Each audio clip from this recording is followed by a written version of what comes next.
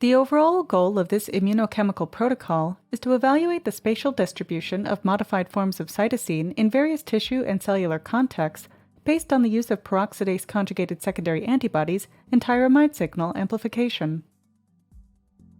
This method overcomes the limitation of other techniques that do not provide spatial information necessary for understanding the biological function of modified forms of cytosine.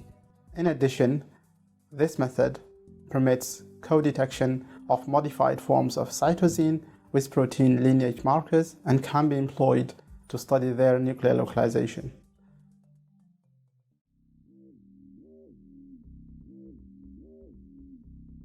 To begin this procedure, fix rehydrated tissue sections of wild-type CD1 mouse embryos and adult brain tissues by placing them in either ice-cold 4% PFA or 4% FA for 15 minutes at room temperature.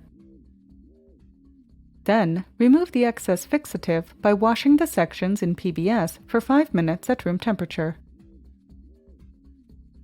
Next, permeabilize the tissue sections by placing them in a Kaplan jar filled with PBX for 30 minutes at room temperature. Subsequently, remove the excess PBX by washing the sections shortly in PBT.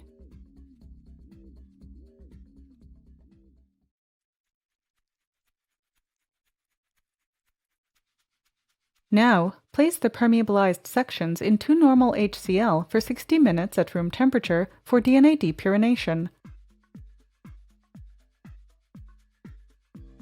Then, transfer the sections to 10 millimolar tris HCl for 30 minutes at room temperature to neutralize the HCl.